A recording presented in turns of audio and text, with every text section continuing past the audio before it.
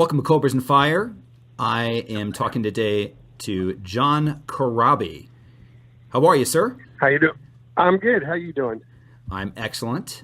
And yeah, so I just want to kind of start with I've been a fan of your whole career from the Motley '94 album to Union, and kind of, I don't want to call it a comeback, but your activity over the last 5 or 6 years. Would you say it's the most active you've been overall? To be honest with you, there was maybe 2 years, like 2010 to 12, that I really didn't do. I was still doing shows, but not like on a regular basis. But it's funny, like I've been pretty active, man, since I got into this whole thing. Like even with the Scream, sure. Since probably 1990 or 91.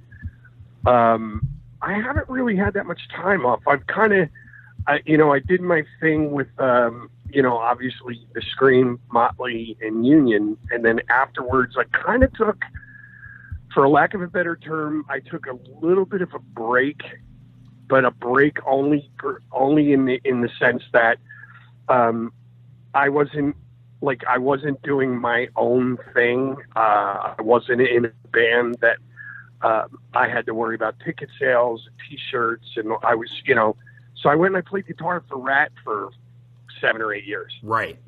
And that was just kind of it was a way for me to continue doing what I love to do and travel the world and do all that stuff and not have to worry about how many records did we sell this week or how many T-shirts were sold or tickets or, it was just like I literally just played. I had fun with my friends. I walked on stage. I did my thing. And then, it was kind of like, I hate to say it, but it was like a regular job. Like on Friday they gave me a paycheck and it was a no-brainer for me. And it was kind of refreshing, and then after a while of doing that, I went, okay, I want to sing again and I want to be the captain of my own ship, and it took me a while to find guys that, were easy to work with and whatever. And I started working on my solo career and everything was going dandy. And then 2015, the Daisies called and they're like, hey, we want you to do this too. So. Yeah, from a fan's perspective, as soon as that 2012 solo album came out, which, man, I love that. It was just from that to doing the live shows in '94. It was very refreshing to see so much activity. I mean, essentially, it's like you guys think it's the '70s. I mean, within like 3 years. I mean, that's not the usual output of albums, one a year. So it's been awesome as amount of output. Yeah, well, and the Daisies, it was funny, like. I joined the band in 15 and, it's 2019 now. So I'll say like 2018, we finished that last tour. And then, God, in 3 years we did 4 albums and I can't tell you how much touring we did. It was crazy. Right. But, it was good, man. It was, it's like, I honestly, I've gotten a little older. I've gotten a little wiser. I've toned down a little bit here and there. And, at the end of the day, like I was just talking to somebody about this a few days ago. I said, I've kind of figured with the music industry being the way that it is, I've kind of figured out my niche now. You know what I mean? Like, there were, like I said, there was a little lull there from like 2009 or 10 to 2012. And I think I was just I was stressing, man. Like I was kind of trying to reinvent myself. And I was trying to make myself, I was trying to be something that I wasn't. I was trying to find that little niche that I could fit myself into where I was viable and I was selling records and, and I was, but in the grand scheme of things, it's like, I kind of sat down and I went, with the industry being the way that it is, nobody's selling any records. So why are you trying to change yourself to achieve something that is probably unachievable? You know what I mean? And then I just sat down and I went, you know what? You're a blues rock, acoustic, you 70s rock singer, songwriter, guitar player. You're a 60-year-old guy, and I hate to say it, but it's kind of a young man's market. You know what I mean? So just do what you do, be yourself, go out and have some fun and call it a day and let the chips fall where they may. And it's, you know what, ever since I kind of had that attitude, things have been going crazy. You know what I mean? It's been, I've been busier, for lack of a better term, busier than shit. It's been crazy. So yeah, I mean, all good. Yeah. And if I've been talking about a little more about the Dead Daises is, it's interesting that so Dave Lowy, am I pronouncing that right? David Lowy?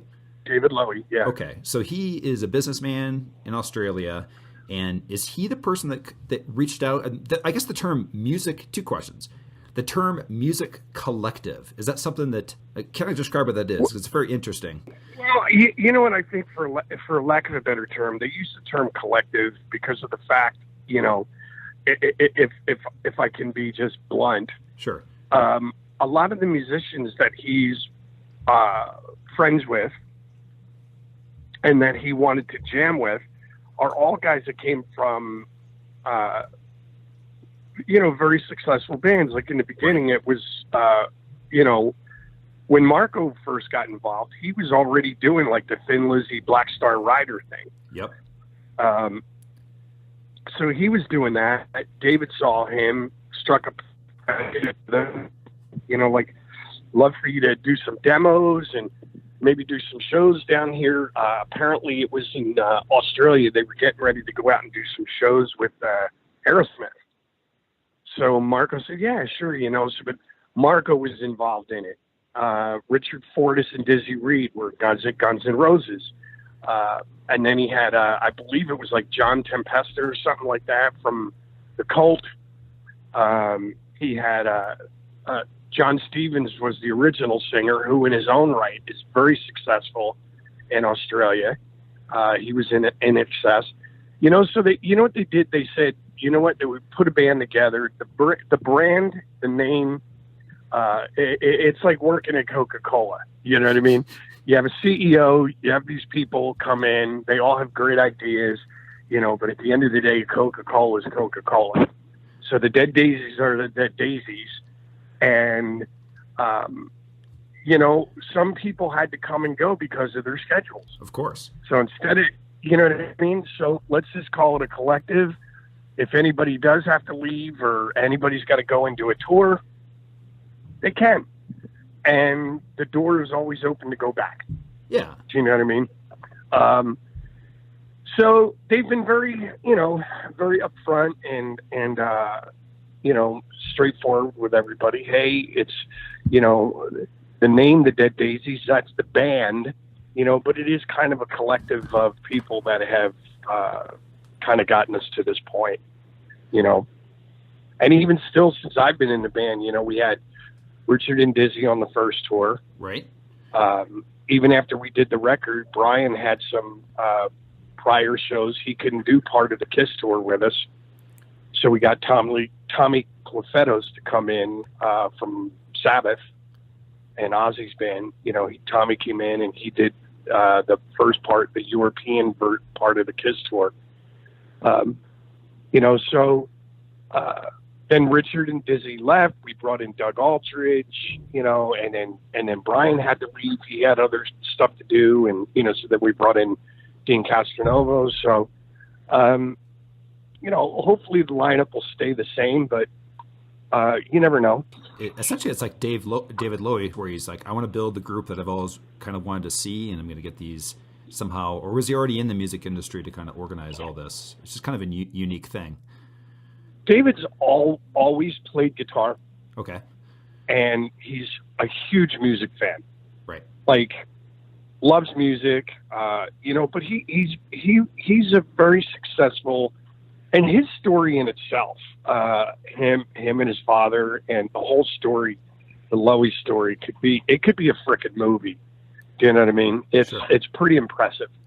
But David's always been into music. He's always kind of noodled around with guitar, played guitar, you know, and he became a very successful businessman. And then, you know, I don't know what possessed him to start, but he was like, I want to play guitar again. I want to put a band together. And he just assembled. He sat down actually with John Stevens, and just the two of those guys wrote and recorded the first record. Nice. Yeah. No. And, so,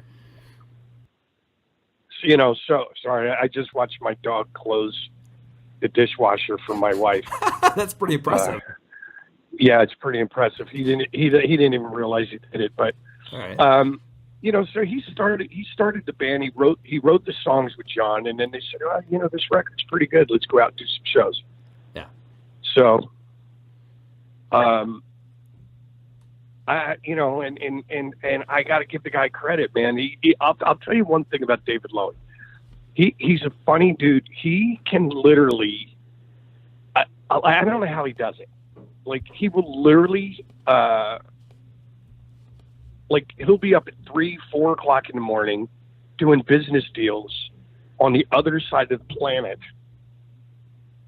you know, and then he'll sleep for like a couple of hours. He'll get up, you know, we'll go to the next town, sound check, do an acoustic performance. He'll do the radio and the press or whatever needs to be done, you know, and then in between sound check and the show, he's doing business deals, you know. Then he sits down in the room and he practices his scales and all this other stuff, does the show. After the show, he'll go back to the hotel and he's doing business deals again. Like, I've never seen anybody compartmentalize the way David does. It's pretty impressive. Very cool. And if you go back and you look at the story about his dad, you know, I don't know if you know this or not, but David's family has they started an empire of malls, and I mean, they've got, you know, malls all over the world, and they're in finance, and it's like crazy, you know. And his dad, though, was a Hungarian Jew that escaped a concentration camp, whatever, and basically came down to Australia and started his entire empire with a fruit stand.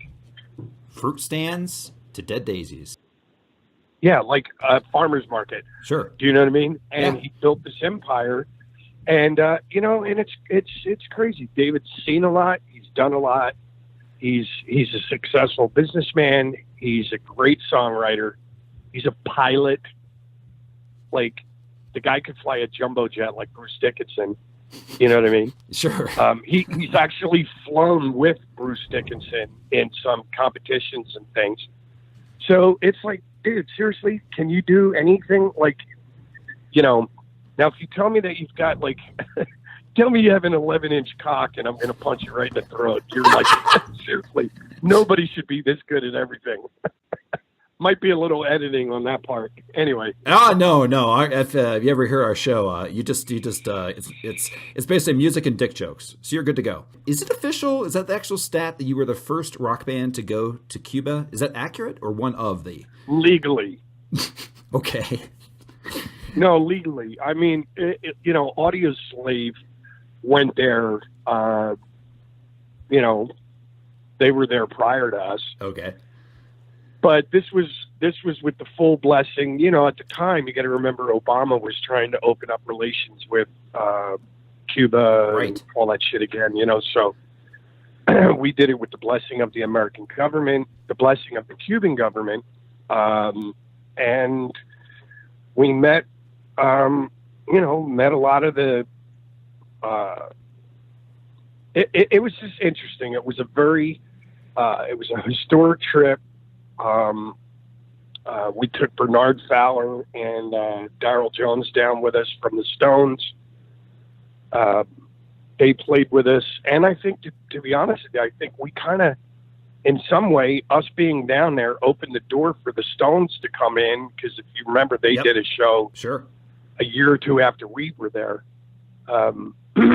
They did a show down there somewhere in Atlanta on the beach or something like that, whatever.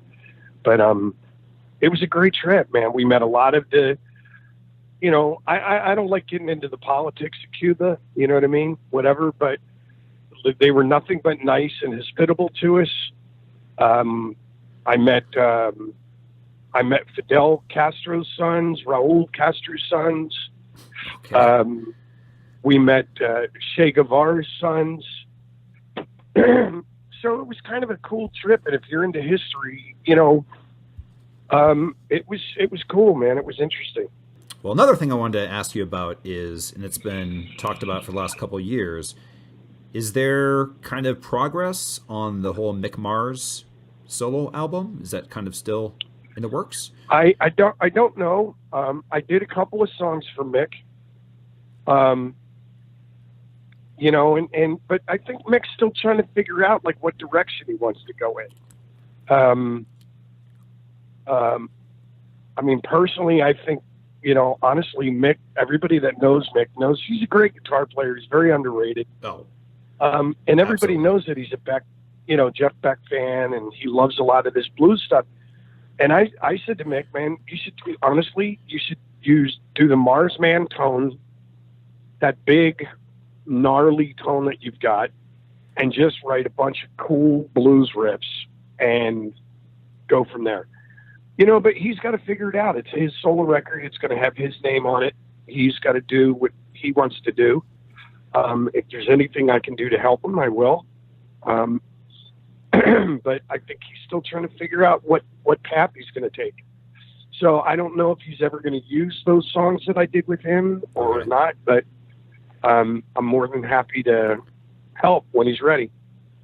Okay. So when you met with him, was it kind of a co-writing process, or did he kind of have everything? No, he laid out? Honestly, he talked to me about writing some stuff, and then he actually, the two songs that I sang, you got to understand, like when Mick and I were first talking, when we were first talking about doing something, I was just doing my solo band.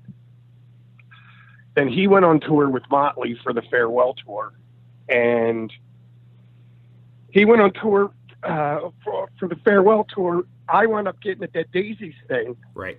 And then I called him and I said, Mick, I'd really love to help you, buddy, but I'm fucking slammed here now. You know what I mean? Like, I don't know how much time I'm going to have. And he understood. He's like, okay, cool. You know, whatever. Now the two songs that I did sing for him, he wrote with, I believe he wrote them with Tommy Henriksen from the Alice Cooper band. Got it. You know what I mean? So he did that. And so I literally went in, I sang them, and done. You know what I mean? Right. And then, and then I went on tour. So I don't know what he's got going. I know he wrote with a couple people here in Nashville. I other than that, all I know is I sang two songs. He put tidbits of them out.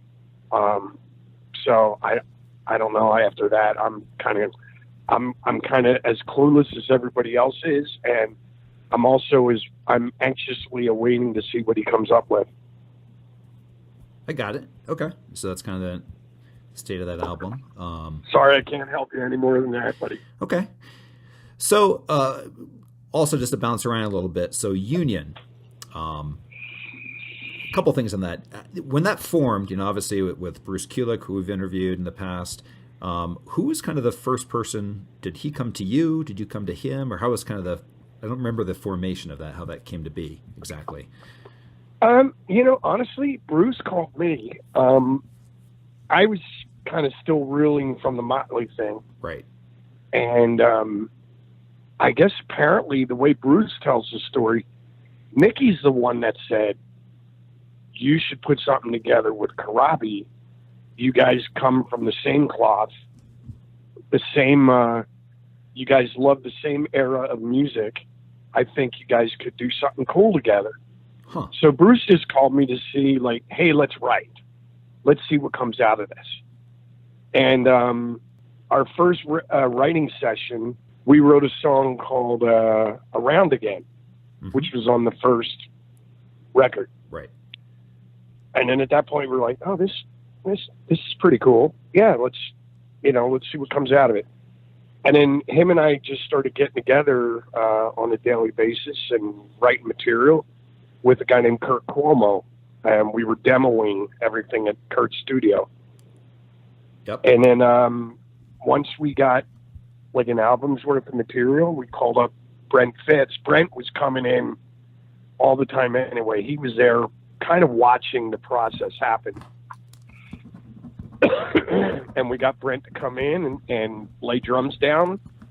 And then we got, and then Jamie was the last one involved. Also, a side note on that, when you start going down the Corabi rabbit hole, so you become a fan of the Motley 94 and you see the Dead Daisies, and then let's say you're a newer fan, and you try to get the Union albums, they still, and it look as of today, are not on iTunes or Spotify. Are they still owned by that label, or what happened there? I don't know, dude. It's so weird. Bruce and I just found out that there's a label in Germany that actually did a box set of the first two studio records, or the two studio records. We didn't even know about it. And I'm like, my goal this year, I finally, I'm very happy that, finally somebody put the Scream album back out. Now it's my goal now is to get the Union stuff back out and on iTunes. So I think Bruce is actually working on that now to get it so where it's at least on iTunes, or but it's like it's funny. Like, I've got all these records. The Scream, like I said, the Scream record just came out. The Union stuff not available, can't find it anywhere. And the Motley stuff's kind of the same thing. I mean, Motley's, no disrespect to those guys, but they're kind of going out of their way to bury the stuff that I recorded with them. So I've got all these records out there that, up until recently now, the Scream, but people can't find them. They don't know. It's like, love to be able to buy the thing, but I don't know where to buy it. So I'm trying to rectify that, you know what I mean, and get it all sorted.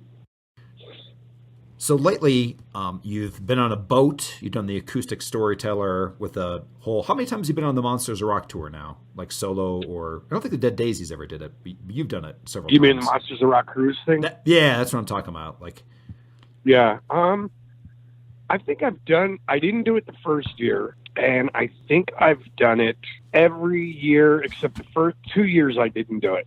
So they've done 10 of them. I think I've done 8, 7 or 8. And how's that experience with, being with the fans there, and any unique stories, jams? No, honestly, it's great because it's almost become like a family reunion. It's weird because it's like a lot of the same people every year. And everybody gets together, and it's just, honestly, it's like a floating festival. It's like going to Bonnaroo on a boat or Coachella or something like that. It's like literally like 3 or 4 day festival. Music starts at 11 or 12 o'clock in the morning. Now last year I did it. I was doing acoustic shows at 10 in the morning. It was called Coffee with Crab. Nice. And all right. I was up on the top deck of the boat and with an acoustic guitar telling stories and jokes and playing guitar, and there was a bunch of people there, some of them still in their pajamas, having coffee with me, and it was great. It was awesome. So nice. I'm like, this is killer, but it's kind of like a family reunion, man. It's like you've got music all day long. Even if you go on the island, there's music on the islands. They set everything up, and so it's cool. I love doing them. I get to see people now from, Finland and Norway and Italy and Spain and Russia. It's like all, so it's pretty fucking awesome. I dig doing them. It's become a little bit of a family thing, and it's great, man. I love it.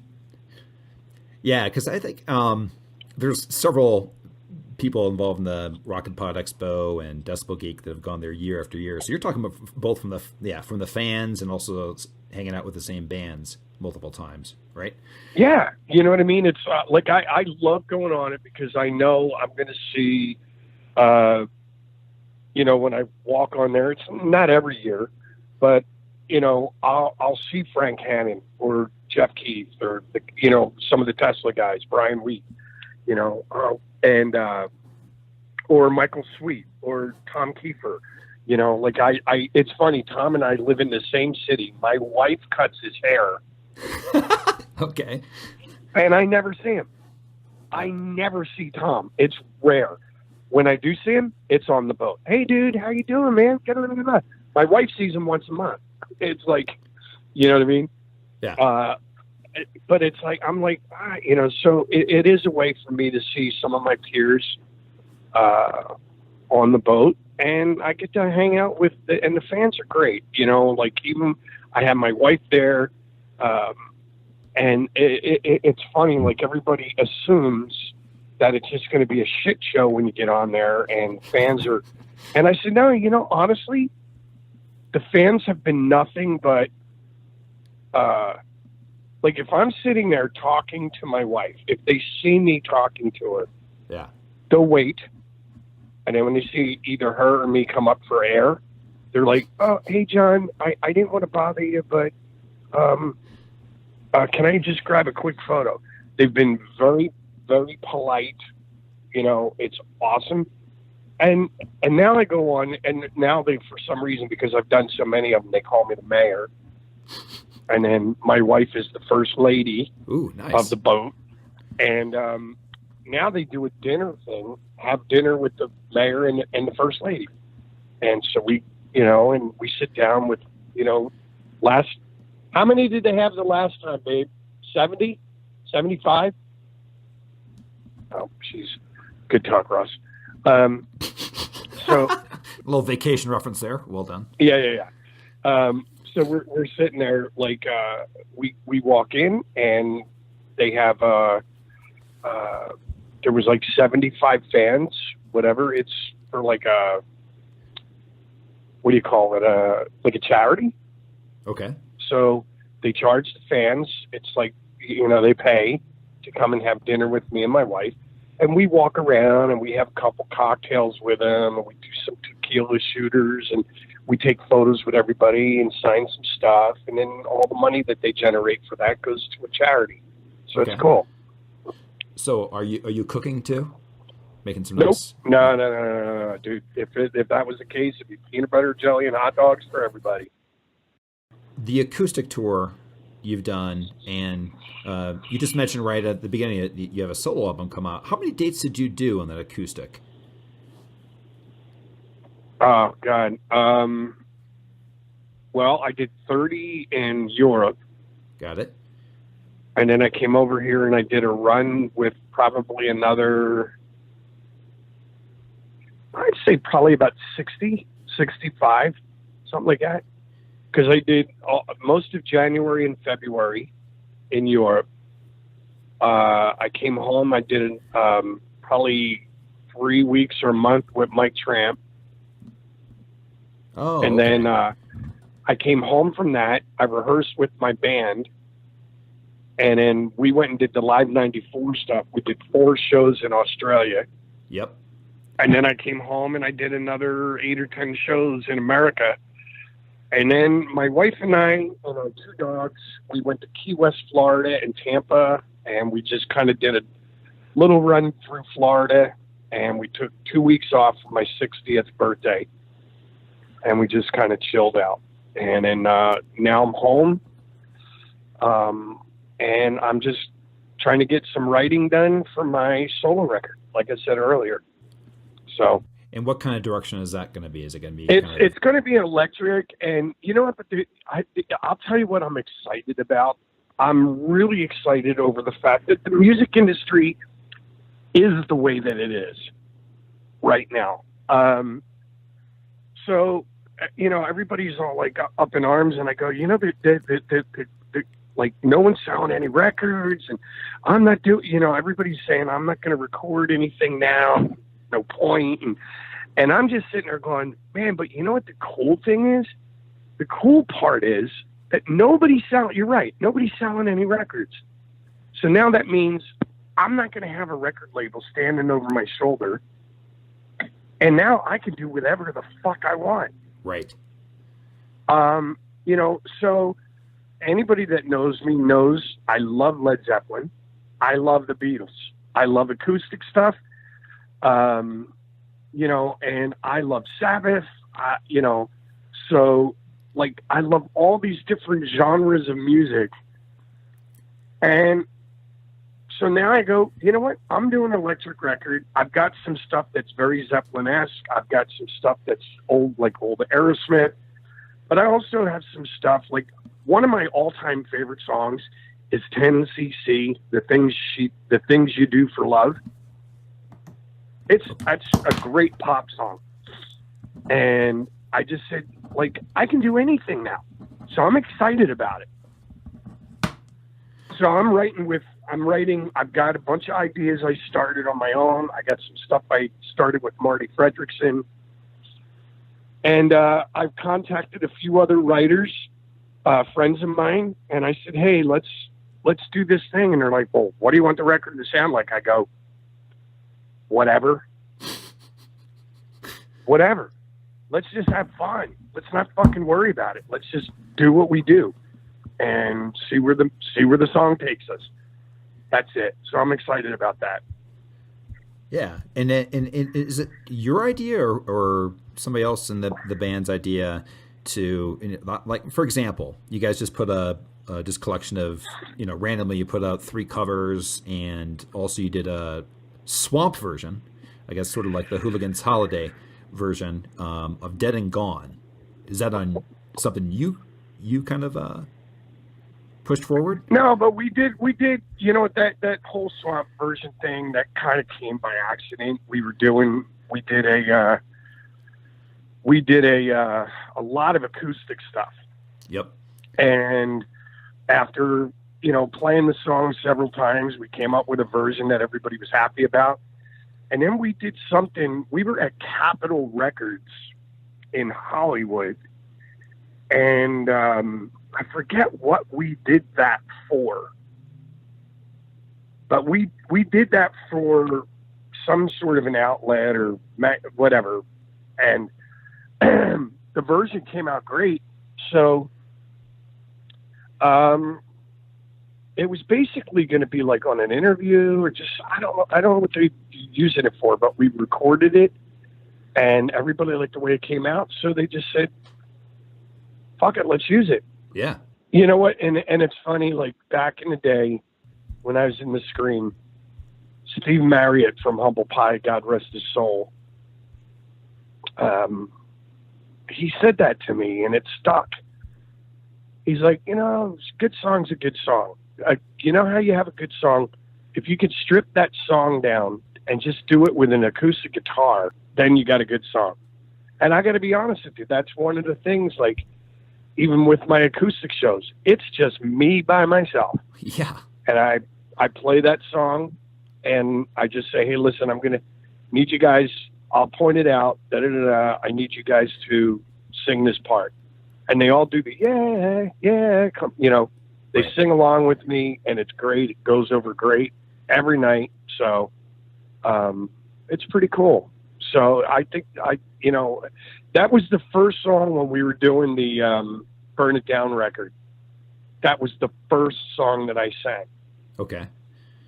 And when we did that song, it was like, holy shit, this is going to be one of those tunes where you put the top down, turn the radio on, and just crank the shit out of that song.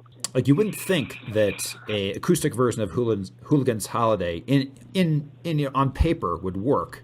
And again, it took me a while to eventually figure that version out. Mm-hmm. You know what I mean? But I had my bass player actually did a bunch of acoustic shows, and we would just kind of do the song, and it, you know, and then we go, how about, you know, like literally like a month later, we're like, wait, you know what? I was playing them. What if we did this? And we'd add something to it or pull something away or snip, whatever. And it just worked. The melody's the same. Right. The melody's exactly the same. The chords are the same. It's just, instead of doing the you know, there's that swampy bone,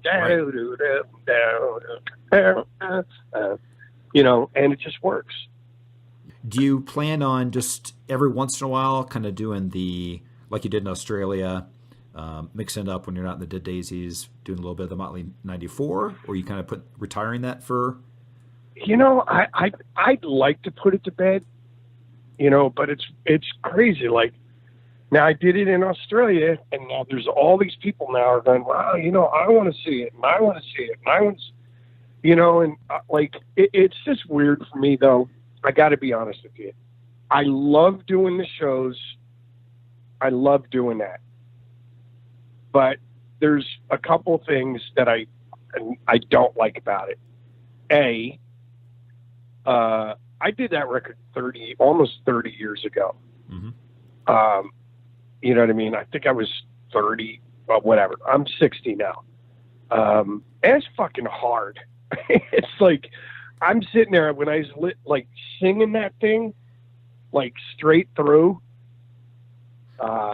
It's such a full tilt vocal record. Yeah, right. It's fucking hard, dude, you know? And so like when I went to Australia, because of time constraints, I literally flew down. I had one day off. I did 4 shows in a row, and then got on a plane and flew home.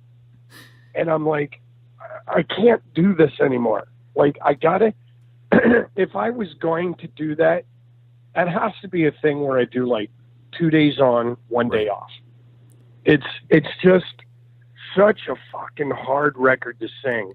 I went back and I was listening to it, and it's like, you know, this is one of the things that I kind of hate about like Pro Tools and the modern way of recording now. Like when we did that, you know, I had the luxury of like, you know, Bob Rock would say, all right, let's do the verses. Now I want you to sing the first verse. I want you to sing it 10 times. And in the second verse, I want you to sing it 10 times. And in the third verse, I want you to sing it 10 times. And then we'd go back and we'd do the choruses. So you're doing everything in pieces. And then they put it together.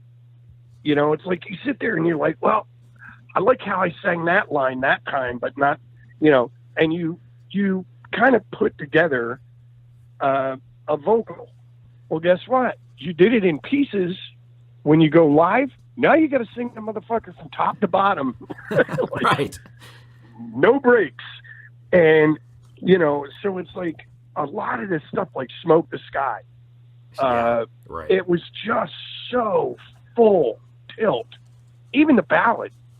If you listen to Drift Away at the very end, man, I'm like screaming my ass off.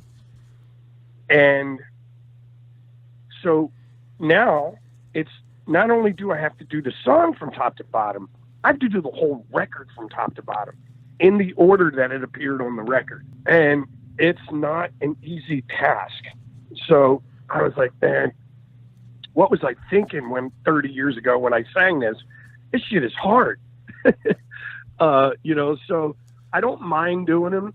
But then the other thing that kind of was crazy is the shows are advertised as the Live 94 record, and people would come to the show, and then I would come and I would sign shit afterwards or go sit by the merch table and take photos with people. And inevitably, it'd be more than one, but you would get a bunch of fans that come over and go, God, dude, that was fucking awesome. I'm a little disappointed, though, that you didn't play any Scream Reunion or Dead Daisies. You know what I mean? So I just went, I can't, you know, so I did it in Australia. The guy was very specific. He said, that's all I want. I just want the Motley 94. And I even tried talking him out of it. I said, hey, how about if we do a little bit of everything? He said, nope, I want the Motley Live 94, 4 shows. So I went and I did it. But at the end of the day, I think, to be honest with you, I would like to still do some of the Motley 94 stuff. But I think for me, the best thing for me to do is a little bit of Scream, a little bit of Union, a little bit of Motley Crue, and a little bit of Dead Daisies, a little bit of my own solo stuff. And then that way, you know what I mean? It's basically an evening with John Corabi. I'm not riding Motley's coattails. I'm just being my own guy. And that's what I'd like to do. I know there's still going to be some people that go, well, I just want to hear the Motley thing, or I just want to hear Union, whatever. I'm just not going to please everybody. That's kind of what you're doing on your acoustic tour, just not the full electric, right? Just kind of a little bit of everything? I do a little bit of everything. I play a couple cover songs that I grew up listening to that kind of helped. Hey, sorry. Get your face out of that bag. I have a puppy here that is a fucking eating machine. And he's been eye fucking his bag of dog food for the last 3 hours. Hey, you know what? I heard the greatest thing yesterday. I told my wife it was in a movie. What movie were we watching when I heard that phrase? Oh, it was the firefighters one. He goes, "You won't get any sympathy from me. If you want sympathy, you'll find it in the dictionary. It's somewhere between shit and syphilis." Like, that's a great fucking line. That's awesome. Excellent. All right. Okay, back to where were we? Yeah, moving on from syphilis. Has there ever been any talk between? Are you still in contact with Bruce Kulick? Sounds you guys are still friendly. I just saw him a week and a half ago at a KISS convention. We played together. Oh, excellent. Okay. So is there any thought of, maybe one of the reasons you guys are unburying the Union albums, or you're working on that, any kind of thought of maybe doing that, even in a limited, even at KISS conventions or things that would make sense? What, put Union back together? Yeah. Hey, we'd love to. The problem of it is everybody's, you look at what Brent's doing. He's out with Slash. Correct. He's busier than shit. Bruce is doing his Grand Funk Railroad thing. When he's not doing Grand Funk Railroad, he's doing KISS conventions. And I'm doing, I've had the Daisies now for the last couple of years. I'm doing my own thing, so I've been busy. And then James has actually been doing some stuff with, he's been playing with Roger Daltrey quite a bit. So, our biggest problem isn't that we don't want to do it. It's we can't figure out when everybody's off at the same time where we could do it. If we could, we would. You know what I mean? Like, we've talked about it before. Like, hey, let's just go out and do a month of shows and just see how it goes. If the possibilities out there, you could do a one-off. I was thinking like a KISS convention, or like you're saying, like a couple weeks here where it makes sense. On a boat, maybe on the Monsters of Rock, things like that. Well, I know Monsters of Rock talked to me about it. Even the KISS cruise, they said, hey, I think there's a lot of KISS fans that would love to see Union get back together again, just for the cruise. Right. It's just sorting it out. You know what I mean? Again, we would have to rehearse, put a set together, and, because I can tell you this right now, like, even with Bruce and I just got together and did an impromptu jam, 5 songs. Yeah. And it was like, it was like you would have thought we were coming up with a cure for cancer. We were talking to each other constantly. All right, like, okay, so you're half step down, right? Okay, what songs do you want to do? All right, yeah, I think I remember that. Okay, wait, how does that one go? And I'm like, and finally I just said, we both talked, and I'm like, Bruce, let's just have fun, dude. Let's chill. You know what I mean? It's no brainer. It's a jam. Let's just have some fun. And we kind of, but it's, I know Bruce's biggest problem is he's an over preparer for everything. You know what I mean? But that's how Union operated. We were always extremely prepared before we went on tour, before we went into the studio, before we did anything. So, that's the hard part. It's not the shows. It's actually sitting down for a couple of weeks and, really kind of rehearsing and getting a great show together. So just kind of wrap up. I mean, right now you can pretty much do whatever you want, such as going on acoustic tours. What's kind of like, what do you foresee the next 2 years as far as Dead Daisies, doing solo? What's kind of the next record or cycle? Well, for me, to be honest with you, I don't know what's going on with the Daisies. We took like 2019 off. I don't know when we're firing everything back up again. So as far as I'm concerned at this point, I'm working on my solo record. And to be honest with you, dude, like I'm starting to get some offers to go to places that I've never been before. And I'm looking forward to it. So I want to, like, I just got an offer to come down in September, October, and do some shows in India. I'd love to go. There's so many places I've never been. I was even saying that I played with RATT once, I think, or twice in Portland and Seattle, but I've never been there with any other bands. So even in America, there's a ton of places in America that I've never played before. So I just really want to, I want to get out and I want to start playing. My son is my solo drummer. He's the drummer in my band. Yep. And I would love nothing more than to go to Europe and go to Italy and take him to Germany. He's never been there. So I want to go and I want to, I want to get all, so that's all I'm worried about right now is getting this new record done so I can get out and I can start doing some shows with my full band, take my kid out, show him the world and have a little bit of fun. Yeah. I mean, it's got to feel great. The fact that kind of the Motley 94 album has such an underground kind of, over the years, I think it's just grown. And it's funny. I was laughing about it, and it's funny, but like if you really look at the Scream record, mm-hmm. if you look at the Scream album, and you look at the Motley record, and you look at even the Union shit, it's hilarious to me that